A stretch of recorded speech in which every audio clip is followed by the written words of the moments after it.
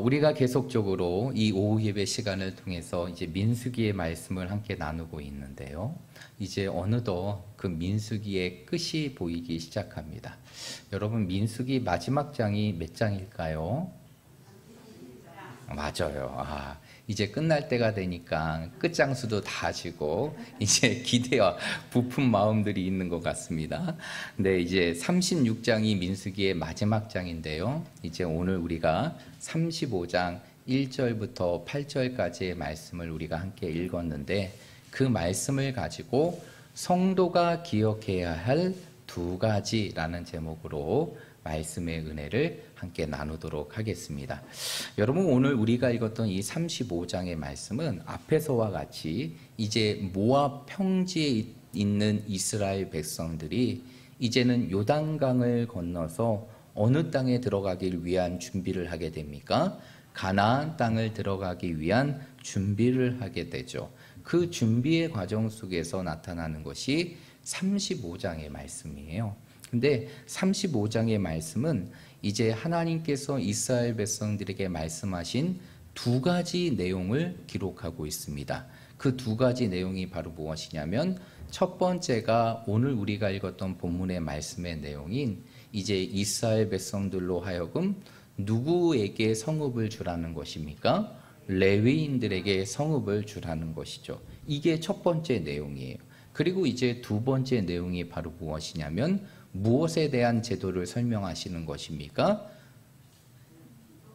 그렇죠. 도피성. 부지 중에 살인을 했을 때 그 살인한 자의 생명을 지키고 또 다른 보복의 살인을 막기 위한 그 도피성 제도의 부분들을 하나님께서 이스라엘 백성들에게 설명하시는 것이 35장의 또 다른 내용입니다. 그래서 35장은 첫 번째 이스라엘 지파로 하여금 레위인들에게 성읍을 주라는 말씀과, 두 번째로는 바로 도피성에 대한 말씀을 기록하고 있는 것이 35장의 말씀이에요.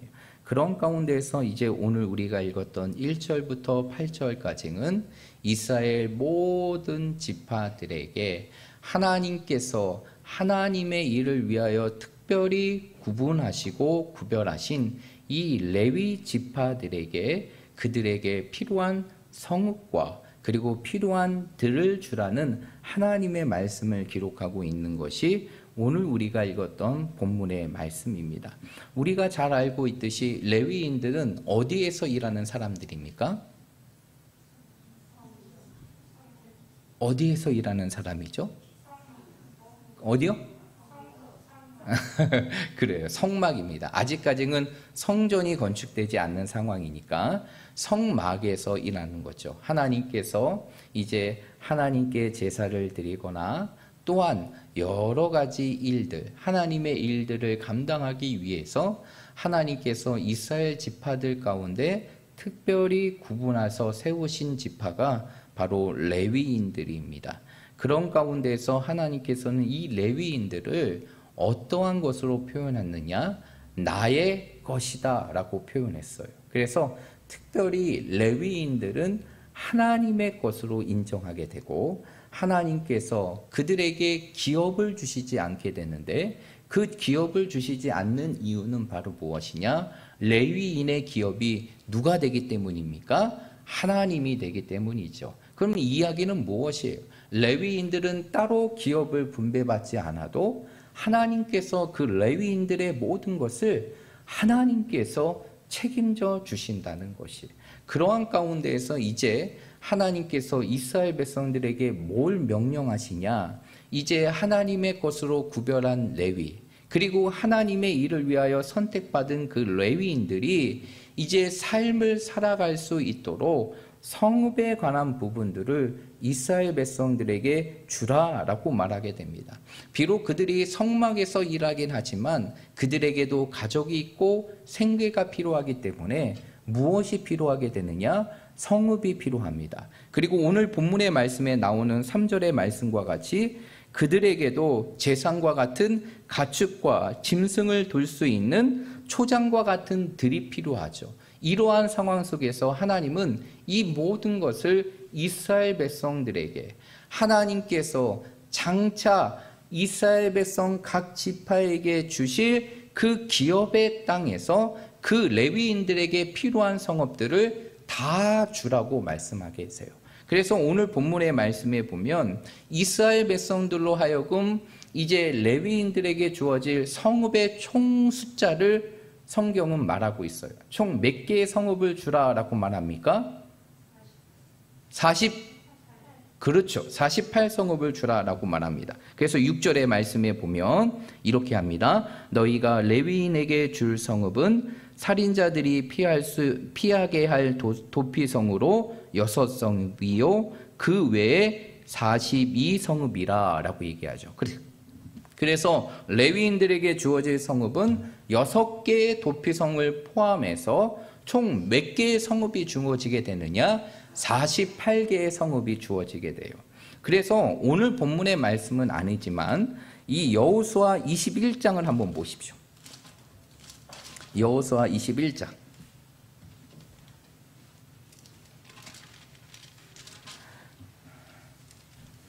여호수아 21장을 보게 되면 이제 이스라엘 백성들이 요단을 건너 가나안에 입성하고 가나안의 모든 정복을 마치고 그리고 분배의 과정까지 마친 상황 속에서 각 지파들이 이제 레위인들에게 주게 된 그 성읍의 개수와 그 성읍의 모습을 소개하고 있다는 것이죠. 그런데 이 모든 성읍들을 다 포함하게 되면 그 성읍의 숫자가 몇 개가 된다는 것입니까? 48성읍이 된다는 것이죠. 그러면 이스라엘 백성들은 하나님의 명령대로 그 모든 것들을 다 지키며 행하게 돼요. 그래서 21장 41절을 보십시오. 21장 41절의 말씀에 보면 레위 사람들이 이스라엘 자손의 기업 중에서 받은 성읍은 모두 48성읍이요 또 그 목초지들이라 라고 얘기하죠. 그래서 이스라엘 백성들은 하나님이 주시는 명령대로 자신들에게 주어지는 기업의 땅 가운데에서 이제 각 지파마다 이제 하나님께서 주라고 한 그 성읍의 개수를 채워서 48성읍을 그들에게 주고 그 48성읍 가운데 6개의 성읍은 무엇으로 쓰인다고요? 무엇으로 쓰인다고요? 도피성으로 쓰이게 됩니다. 그래서 도피성은 이스라엘 지도를 보게 되면 이스라엘 지도에 이제 요단강이 가운데 쭉 흐르잖아요. 그리고 동편과 서편으로 나오게 됩니다. 지금 이스라엘 백성들이 있는 것은 요단 동편의 모압 평지에 있는 것인데 그 동편의 도피성이 3개가 있고 그리고 이제 장차 이스라엘 백성들이 요단을 건너서 정복해야 될 가나안 땅, 곧 요단 서편에 도피성이 몇 개가 있냐면 3개가 있게 됩니다. 그래서 이스라엘 전체의 동쪽과 서쪽 각각 3개의 도피성씩 해서 도피성은 총 6개의 도피성이 되고 레위인들에게 주어지는 모든 성읍은 48성읍이 되게 되는 것이죠. 그런 가운데서 오늘 마지막 8절의 말씀에 보면 이제 이스라엘 백성들에게 레위인들에게 줄 성읍에 대한 기준을 제시해 주고 있어요. 우리 8절의 말씀 한번 읽어보겠습니다. 8절입니다. 시작! 너희가 이스라엘 자손의 소유에서 레위인에게 너희가 성읍을 줄 때에 많이 받은 자에게서는 많이 떼어주고 적게 받은 자에게서는 적게 떼어줄 것이라. 각기 받은 기업을 따라 그 성읍들을 레위인에게 줄지니라. 아멘. 오늘 이 말씀을 보게 되면 이 레위인들에게 성읍을 줄 때 그 기준을 어떻게 두고 있습니까? 하나님께서는 너희가 기업을 많이 받았다면 그 레위인들에게 줄 성읍도 많이 주고 그리고 너희의 기업이 작다라고 하면 그들에게도 작은 성읍을 주라라고 말씀하시는 것이 바로 레위인들에게 주어질 성읍에 대한 기준의 말씀이라는 것이에요. 그러면 오늘 이 말씀을 통해서 오늘 이 시대를 살아가는 우리들이 우리의 삶 속에서 기억하고 간직해야 될 메시지가 있는데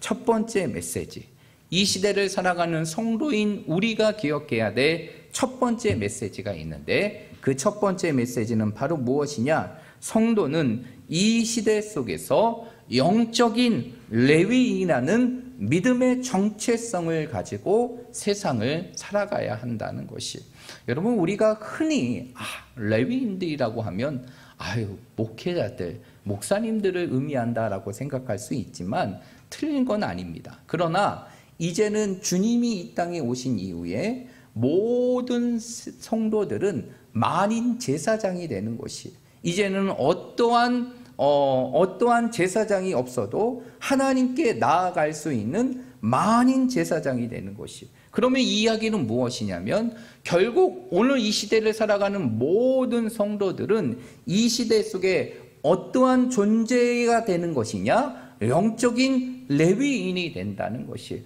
우리 한 사람 한 사람이 영적인 레위인의 삶을 살아가는 존재라는 사실을 믿으시길 바랍니다. 우리 좌우 옆에 있는 분들 한번 이렇게 바라보시면서 당신도 영적인 레위인입니다 라고 축복하겠습니다.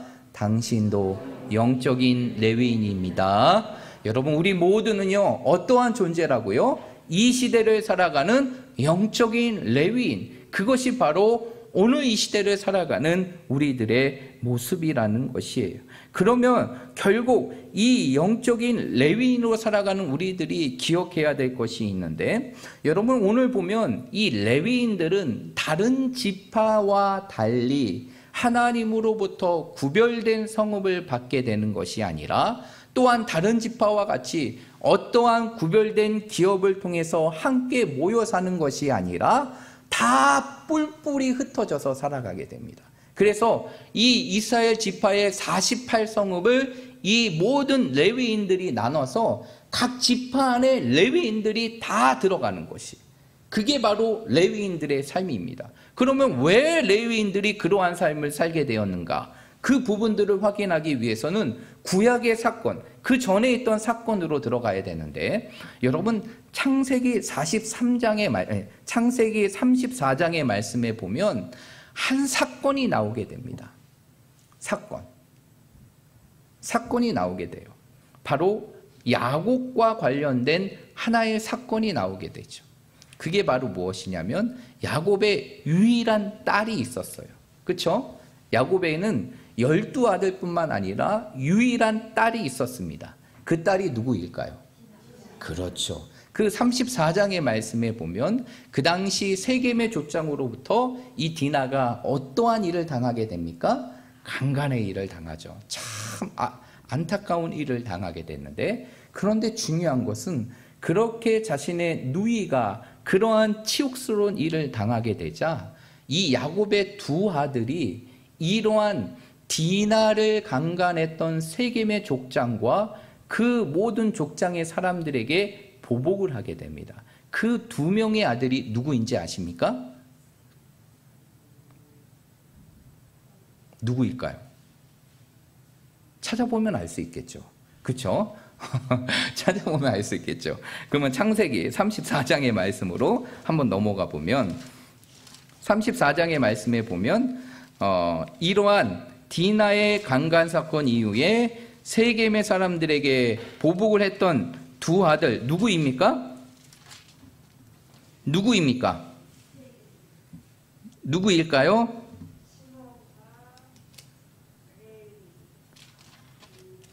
그렇죠. 누구입니까? 그래요. 그래서 34장 25절의 말씀에 보면 이렇게 나와 있습니다. 제3일에 아직 그들이 아파할 때에 야곱의 두 아들 디나의 오라버니 시므온과 레위가 각각 칼을 가지고 가서 몰래 그 성읍을 기습하여 그 모든 남자를 죽이고 라고 얘기하죠. 이러한 보복의 살인을 했던 이 야곱의 두 아들이 바로 누구냐면 시므온과 레위. 그 가운데에서 레위가 이러한 일들을 행하게 됩니다. 그 일로 이루하여 어떠한 결과가 나타나게 되느냐? 창세기 49장 7절의 말씀에 보면 레위에 관한 야곱의 축복에 대한 내용들 가운데 어떻게 됐느냐? 너희는 이 사건으로 인하여 평생 흩어져 사게 될 것이다 라고 말합니다. 그것이 결국에는 어떻게 되느냐? 레위인으로부터 기업을 얻지 못하게 되고 이스라엘 지파 가운데 흩어지게 되는 가장 중요한 이유가 된 것이에요. 한마디로 그들의 잘못된 행위가 이제는 함께 모여 살 수 있었던 레위의 모든 지파들이 이스라엘 가운데 흩어지게 되는 그러한 결과가 되었다는 것이죠. 그런데 우리가 생각해야 될 것은 무엇이냐면, 그렇다면 이렇게 이스라엘 지파 가운데 레위인들이 흩어지게 된 것은 하나님의 벌이고 심판이구나라고 생각할 수 있었지만, 중요한 것은 이러한 가운데에서는 그들의 분명한 잘못이 있었지만 하나님께서 레위인들을 따로 모아두지 아니하시고 이스라엘의 각 지파 가운데, 이스라엘 백성들 가운데 레위인들을 두실 때에는 분명한 이유가 있었다는 것이에요. 그 이유가 바로 세 가지로 설명할 수 있는데, 그 첫 번째 이유는 바로 무엇이냐면, 바로 레위인들을 통해서 이스라엘의 지파의 사람들이 무엇을 배울 수 있도록 하기 위해서냐? 하나님의 말씀을 배우기 위해서라는 것이죠. 하나님께서 레위 지파들을 이스라엘의 각각 지파 가운데 두신 것은 결국에는 무엇 때문이냐? 그 이스라엘 지파들이 하나님의 말씀대로 삶을 살아갈 수 있도록 그들의 삶을 안내하기 위하여 하나님께서는 이스라엘 지파 가운데 누구를 두셨다고요? 레위인들을 두신 것이. 근데 또 다른 이유가 있어요. 그것은 바로 무엇이냐면, 그 레위인들을 통하여서 그 이스라엘 지파들이 하나님의 백성의 정체성과 같은 어떠한 삶을 살게 하기 위해서냐? 거룩한 삶을 살게 하기 위해서라는 것이. 그래서 이 레위인들과 함께 삶을 통하여서 이스라엘의 각 지파들이 하나님의 백성으로 갖추어야 될 이 땅의 거룩함의 모습, 그 거룩함의 모습을 갖추게 하기 위하여 레위인들을 이스라엘 지파 가운데 넣으신 것이죠. 이렇게 중요한 말씀을 전하고 있는데 하나님만으로 주무시고 계시는 분들이 계시는데 깨어나십시오. 깨어나셔야 됩니다. 세 번째 이유가 돼 있어요. 그것은 바로 무엇이냐면, 하나님께서 이 레위인들을 이스라엘 지파 가운데 두신 것은 그들에게 하나님의 말씀을 배우고, 그리고 그들이 하나님의 거룩한 백성으로 살기 위함도 있었지만 또 하나의 중요한 이유가 있다는 것이. 그것은 바로 무엇이냐면, 그 레위인들이 그 지파 가운데 정신적인 지주가 되어서 그 모든 이스라엘 지파들을 위로할 수 있는 위로자가 되게 하기 위하여 하나님께서는 레위인들을 어디에 두신 것이냐? 다 흩어져 이스라엘의 지파 가운데 두셨다는 것이. 여러분, 그 세 가지 이유 기억나십니까? 세 가지 이유. 첫 번째로는 그들에게 무엇을 가르치기 위해서? 하나님의 말씀을 가르치기 위해서.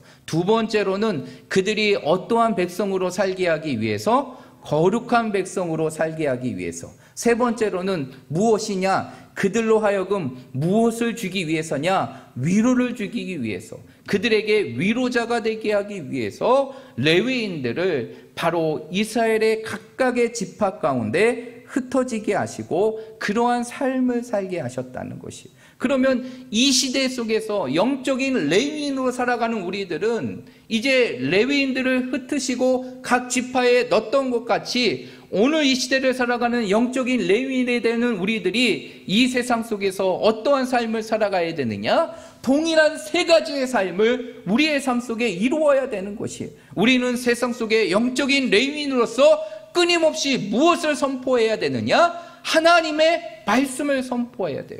그리고 우리들이 이 땅에 영적인 레위인으로서 거룩한 삶을 살아가서 세상 속에 거룩의 물결을 일으킬 수 있는 주인공이 되어야 되는 것이에요.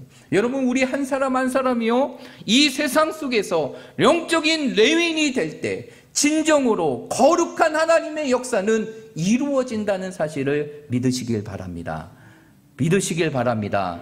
그래서 우리는 이 땅에서 거룩한 삶을 살아가야 돼요. 여러분, 나 한 사람이 믿는 사람으로서 세상 속에 거룩함을 잃어버리며 살아가게 될 때 그것은 나 한 사람의 부족함으로 끝나는 것이 아니라 결국에는 이제 나를 통해서 이루실 하나님의 역사와 영광을 잃어버리게 한다는 것이. 그래서 우리는 세상 속에서 구별된 거룩한 삶을 살아가야 되고, 우리의 삶의 자리에서 다시 한번 거룩한 회복의 역사들이 우리의 모습을 통해서 이루어져야 되는 것이죠. 그리고 세 번째로 바로 무엇이냐면, 우리가 세상 속에 영적인 레위인으로서 어떠한 삶을 살아가야 되느냐? 다른 사람들을 위로해 줄 수 있는 존재가 되어야 되는 것이. 여러분, 우리에게 진정한 위로는 누구로부터 주어지는 것입니까? 하나님으로부터 주어지는 것이. 그러면 우리가 그 하나님으로부터 받은 위로들을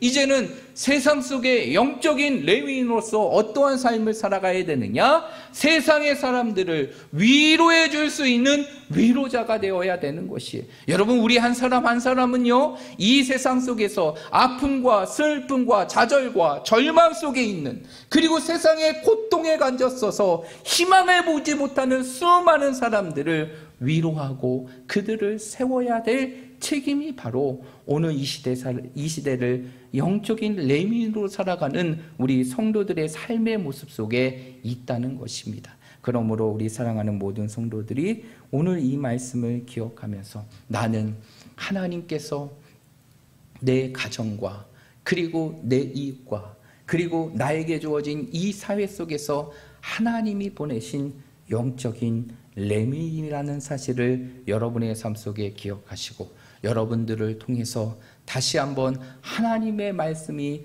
세상 가운데 선포되어지고, 그리고 하나님의 거룩한 물결이 우리를 통해서 일어나게 되며, 세상 속에서 희망이 없이 고통 가운데 살아가는 수많은 사람들이 하나님의 위로하심을 경험할 수 있는 우리 모든 믿음의 성도들이 되시기를 주님의 이름으로 축복드립니다. 두 번째로, 오늘 이 말씀을 통해서 우리에게 주시는 또 하나의 영적인 교훈이 있는데, 그것은 바로 무엇이냐?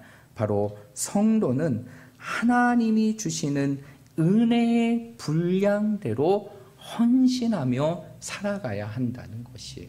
여러분, 하나님께서는 우리의 삶 속에 무엇을 주실까요? 은혜를 주셔요.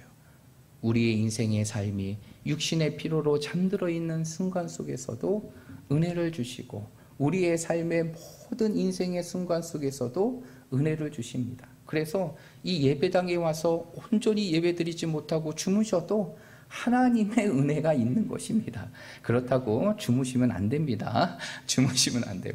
하여튼 이처럼 우리의 인생의 삶은 변함없는 하나님의 은혜 속에 있는 것이, 우리의 삶은 늘 하나님의 은혜 안에 있고 그 은혜의 공급 속에서 삶을 살아가는 것이 바로 성도의 삶임을 믿으시길 바랍니다. 그러면 우리가 하나님으로부터 은혜를 받았다면, 이제는 그 은혜를 경험한 성도들이 이 세상 속에서 어떠한 삶을 살아가야 되느냐?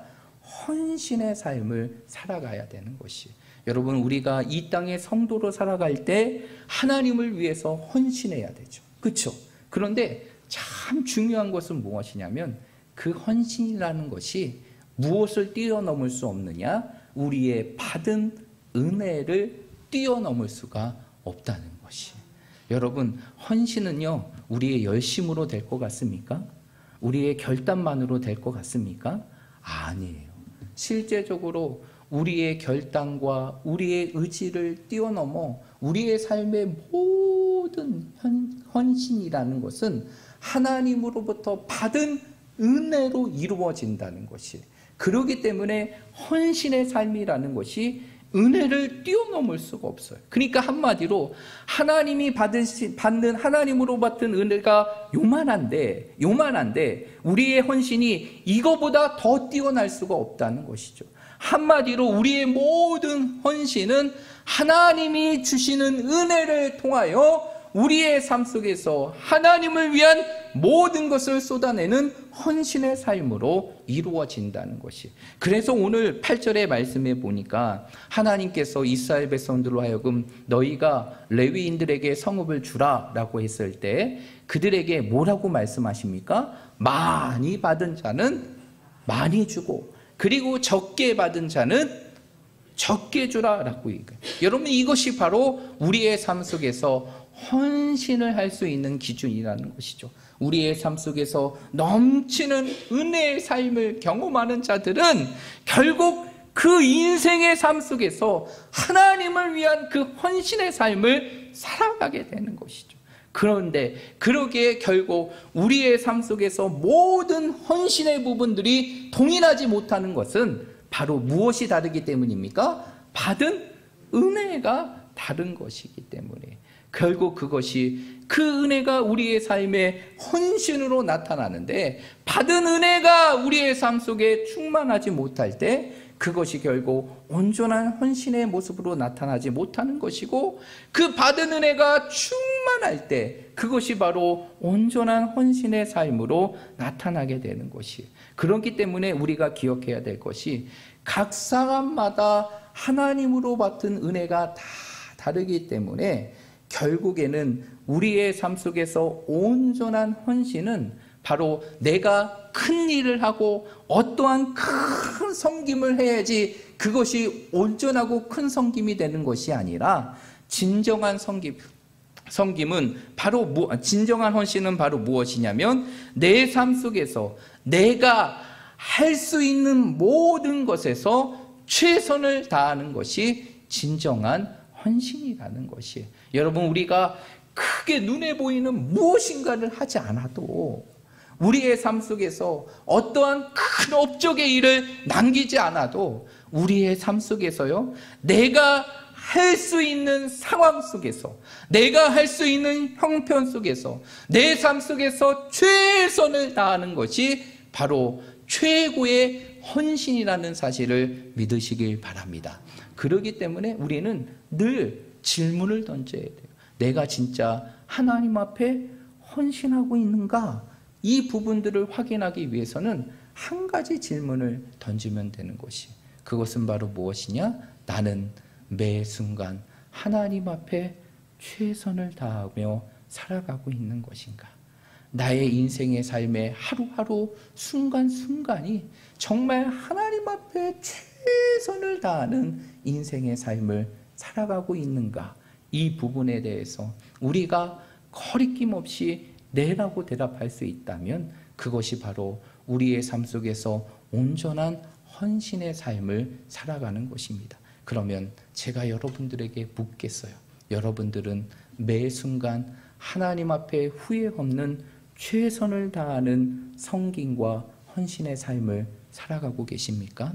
만약 그러지 못한다고 하면, 그러지 못했다고 하면 오늘 이 말씀을 듣는 기준이 우리의 삶 속에서 놀라운 변화의 시점이 되어서 내 삶 속에서 매 순간순간을 하나님 앞에 최선을 다할 수 있는 우리 모든 믿음의 성도들이 되시기를 주님의 이름으로 축복합니다. 늘 우리의 삶 속에서 이 질문을 잊지 마십시오.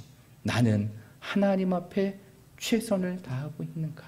나는 하나님 앞에 정말 최선을 다하며 하루하루를 살아가고 있는 것인가? 이것이 바로 이제 맡겨진 사명의 길을 걸어가는 우리들이 이 땅에서 헌신할 수 있는 능력임을 여러분의 삶 속에 기억하시고, 우리 모두가 부족하지만 이 질문 앞에서 정말 하나님, 나의 삶이 늘 하나님 앞에 헌신하며 이 세상을 살았습니다 라고 후회 없이 고백하며 하나님께 말씀드릴 수 있는 믿음의 성도들이 되시기를 주님의 이름으로 축복드립니다.